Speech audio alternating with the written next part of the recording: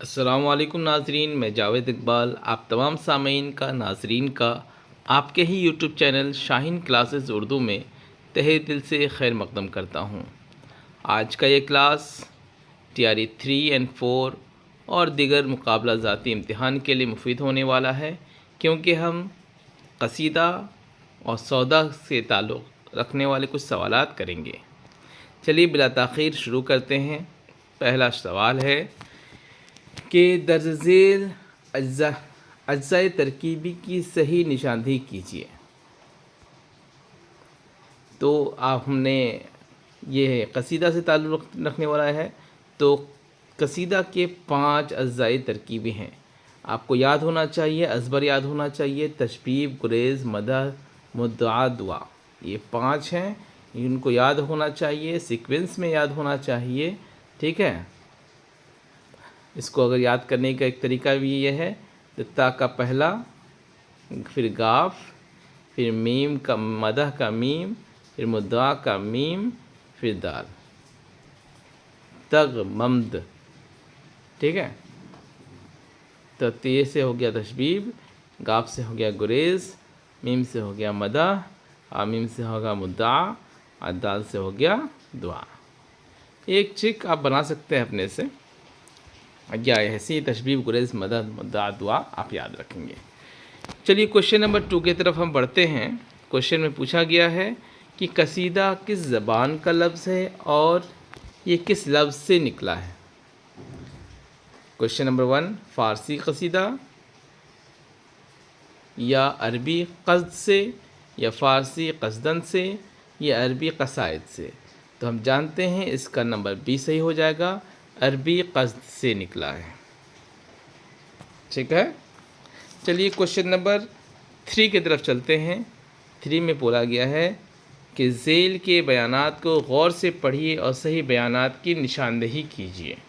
صحیح کی نشاندہی کرنا ہے، تو چلیے نمبر 1 کی طرف بڑھتے ہیں۔ اس میں کہا گیا ہے قصیدے کے لیے تخیل کی بلندی اور شوکت الفاظ ضروری نہیں ہے، لیکن اس کا الٹا ہے۔ قصیدے کے لیے تخیل کی بلندی بھی ضروری ہے اور شوکت الفاظ بھی ضروری ہے، تو اس کا A نمبر صحیح ہو جائے گا۔ نمبر B کی طرف دیکھتے کیا لکھا ہے کہ قصیدے میں متعدد مطلع یکے بعد دیگرے ہو سکتے ہیں۔ قصیدے میں مطلع تو ہو سکتے ہیں، ہاں، لیکن اس میں کیا کہتے ہیں گیپ ہونا ضروری ہے، کچھ اشعار کا ہونا بیچ میں ضروری ہے، ہاں، لیکن غزل کی بات کی جائے تو غزل میں یکے بعد دیگرے مطلع آ سکتے ہیں، تو یہ آنسر غلط ہو جائے گا۔ نمبر C میں دیکھتے ہیں قصیدے میں زیادہ سے زیادہ اشعار کی تعداد 21 اور کم کی کوئی حد نہیں، تو مجھے لگتا ہے یہ بھی غلط ہے، کیونکہ کم سے کم 21 اشعار کی شرط ہے اور زیادہ کی کوئی حد متعین نہیں کی گئی ہے، تو یہاں الٹا کہا گیا ہے، اسی لیے C بھی نہیں ہوگا۔ کوشچن نمبر 4 کی طرف چلتے ہیں۔ قصیدہ میں شاعر مقطع کا استعمال جہاں چاہے وہاں کر سکتا ہے، تو یہ بھی صحیح ہے۔ تو ہمارا کوشچن نمبر 3 کا سوری، یہ تو صحیح ہے ہی، لیکن یہاں پر دیکھیے، یہاں پر کوشچن نمبر 1 ہم نے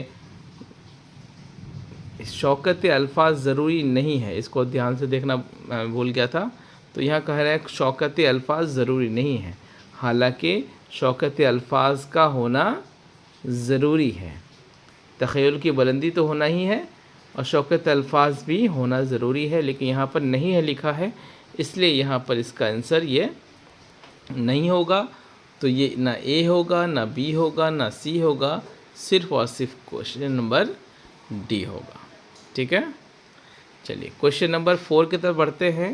کوشچن پوچھا گیا ہے کہ قصیدے کی کتنی قسمیں ہیں، تو ہم بہت اچھے سے جانتے ہیں قصیدے کی دو اقسام ہیں، کون کون سے ہیں، تو ایک ہے مدحیہ اشعار، ٹھیک ہے، اور ایک ہوتا ہے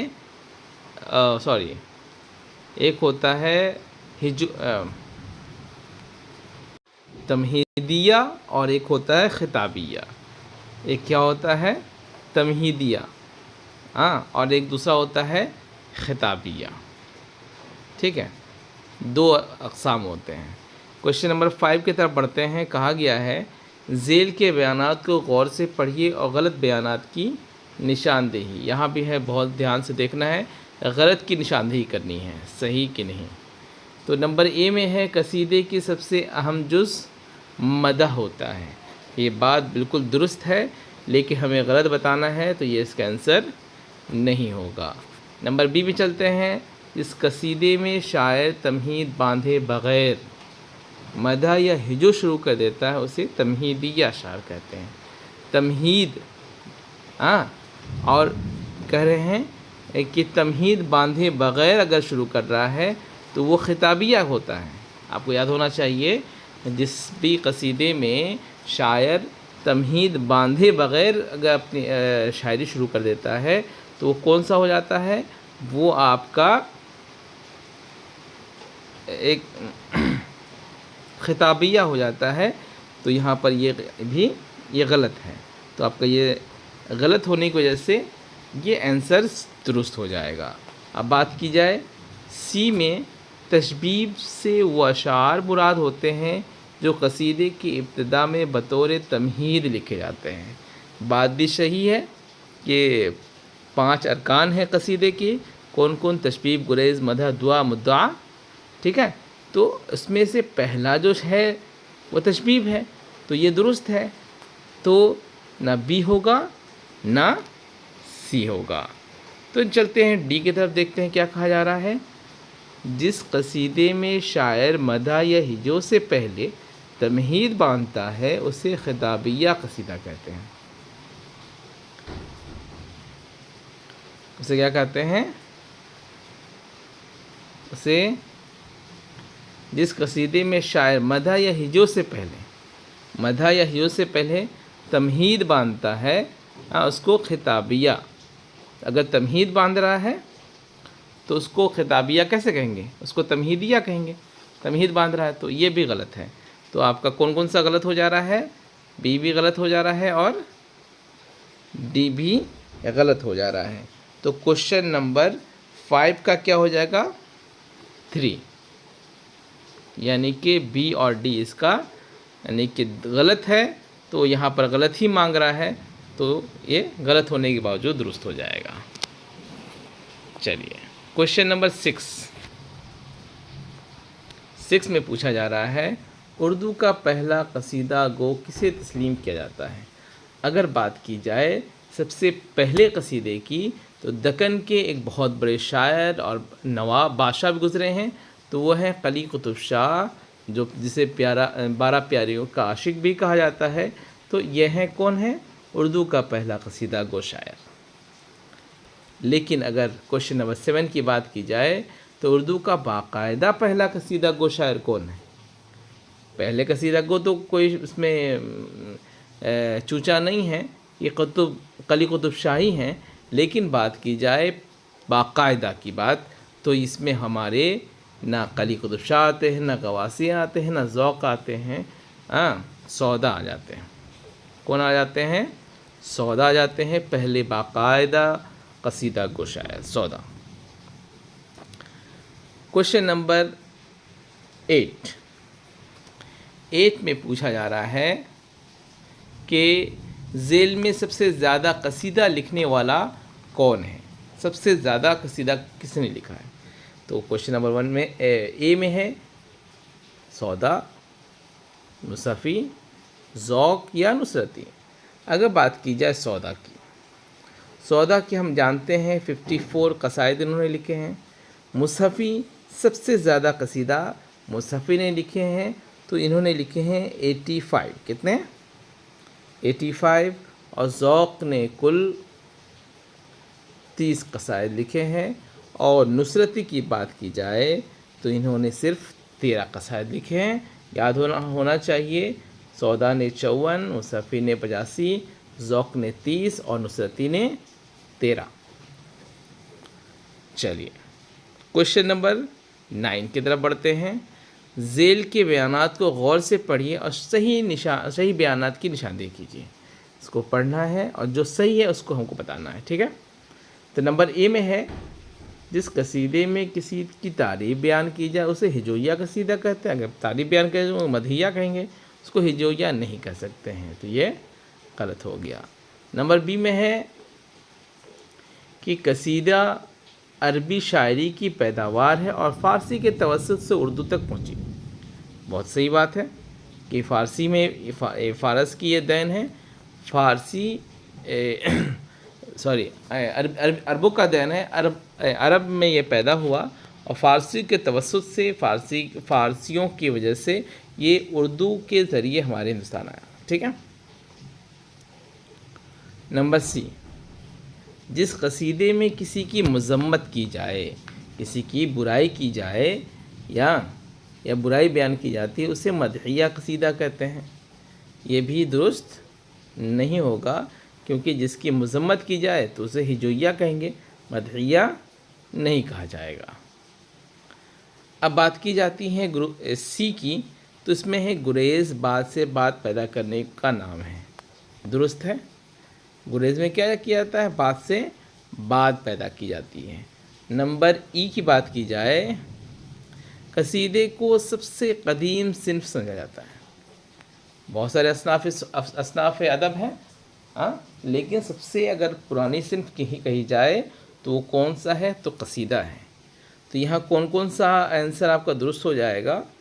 تو کوشچن نمبر 9 کا تو بی بھی درست ہو جائے گا، ڈی بھی درست ہو جائے گا اور ای بھی درست ہو جائے گا کوشچن نمبر 9 کا. چلیے کوشچن نمبر 10 کی طرف چلتے ہیں. کوشچن نمبر 10 میں کہا گیا ہے کہ ذیل میں درج قصیدوں کی تعداد کے اعتبار سے قصیدہ نگاروں کے نام جوڑیے. تھوڑا مشکل ہو سکتا ہے آپ کے لیے، لیکن بالکل گھبرانا نہیں ہے. پہلا ہے قلی قطب شاہ، 12 پیاروں کا عاشق. تو انہوں نے، اور دوسرے ہیں ولی، پھر تیسرے ہیں ذوق اور چوتھے ہیں سودا. تو پہلی بات کی جائے قلی قطب شاہ 12 پیاروں کے عاشق نے، انہوں نے 12 ہی قصائد لکھے ہیں. ولی دکنی نے 6 قصائد لکھے ہیں. اور ذوق کی بات کی جائے تو انہوں نے 30 قصائد لکھے ہیں اور سودا نے 54 قصائد لکھے ہیں. تو 10 کا کوشچن نمبر 10 کا ای آپ کا درست ہو جائے گا. اب بات کی جائے کوشچن نمبر 11 کی، جو ہمارا لاسٹ کوشچن بھی ہونے والا ہے.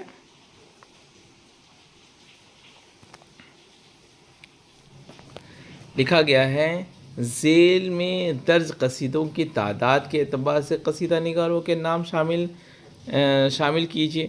ہمیں کون سے شاعر نے کتنے قصائد لکھے ہیں وہ بتانا ہے.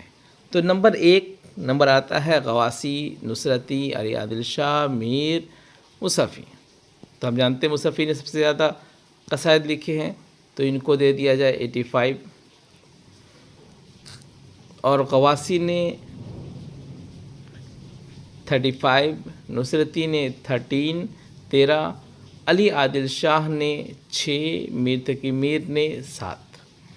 ہو گیا. تو غواصی نے 35، نصرتی نے 13، علی عادل شاہ نے 6، ولی دکنی نے بھی 6 لکھا تھا اور علی عادل شاہ ثانی نے 6، میر تقی میر نے 7، مصحفی نے 85 اشعار انہوں نے لکھا تھا. تو کوشچن نمبر 11 کا کیا ہو جائے گا؟ رائٹ آنسر 2 ہو جائے گا. چلیے آج کے لیے بس اتنا ہی. آپ لوگ دعا میں یاد رکھیں گے. السلام علیکم.